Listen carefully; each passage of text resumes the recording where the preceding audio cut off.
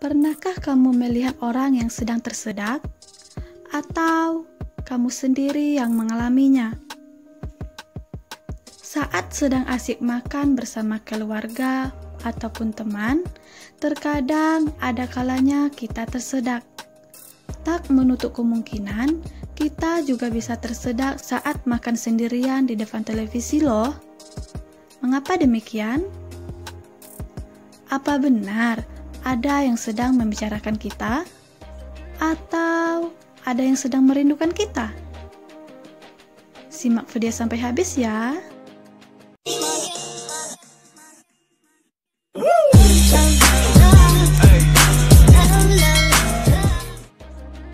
Sebelum membahas masalah tersedak, coba kita ingat kembali selintas materi sistem pernapasan dan sistem pencernaan, di mana secara garis besar saluran dari pernapasan kita terdiri dari hidung menuju tenggorokan, kemudian paru-paru, dan saluran dari pencernaan makanan yaitu dari mulut, kerongkongan, menuju lambung, seterusnya usus, kemudian anus.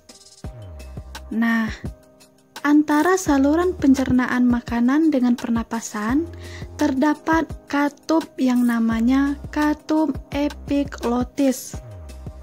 Katup epiglotis ini berfungsi secara otomatis dalam membuka dan menutup saluran napas dengan saluran makan kita.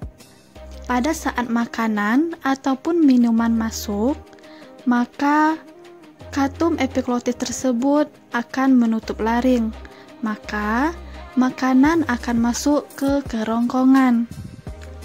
Jika katup epiglotis ini terlambat menutup, maka kita akan tersedak, yang artinya ada makanan yang masuk ke saluran pernapasan. Tersedak sendiri terjadi dikarenakan adanya respon tubuh di saluran napas kita terhadap benda asing. Disebut istilah benda asing karena pada saluran napas yang seharusnya dilalui oleh udara, dan selain udara, benda tersebut asing bagi saluran napas termasuk makanan. Ketika kita tersedak, maka tubuh akan merespon dengan batuk yang bertujuan akan mengeluarkan benda asing tersebut dari saluran napas. Makan terburu-buru ataupun makan dengan cara yang salah sangatlah berbahaya. Misalnya, makan atau minum sambil berdiri, berbicara, ataupun tertawa. Dikarenakan pada saat kita bicara atau tertawa, sebenarnya kita membutuhkan udara.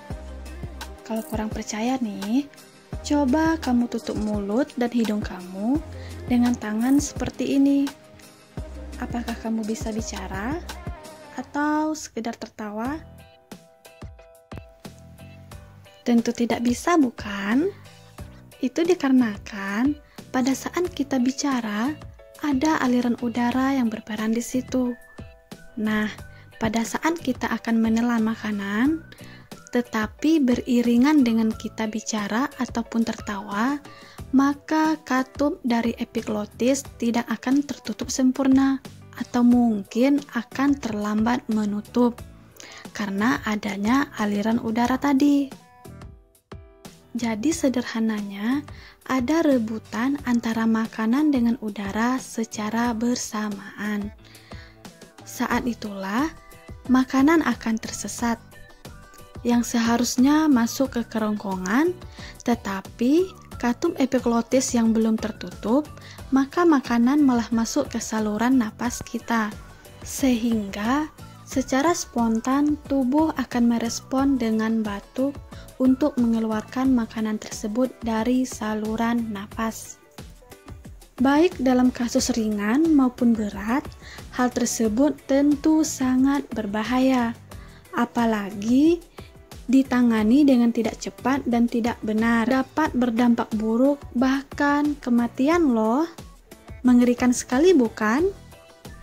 Jika kamu melihat teman kamu tersedak atau kamu sendiri yang mengalaminya, hal pertama yang bisa kamu lakukan adalah jangan panik. Yaps, jangan panik.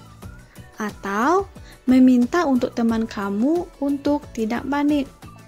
Beberapa saat, jangan buru-buru meminum air, tapi usahakan untuk batuk hingga benda asing tersebut dikeluarkan.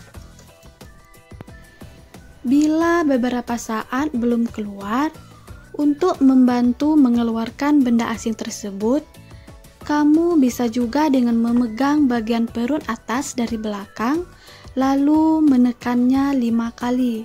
Jika belum berhasil juga, ulangi kembali 5 kali. Bila merasa tidak sanggup lagi, maka pertolongan medis segera adalah hal yang harus dilakukan. Salah satu agar terhindar dari tersedak, pada saat atau sedang menelan, jangan sambil bicara secara bersamaan, sehingga katup epiglotis dapat menutup dan makanan akan masuk ke kerongkongan, bukan malah ke saluran pernapasan.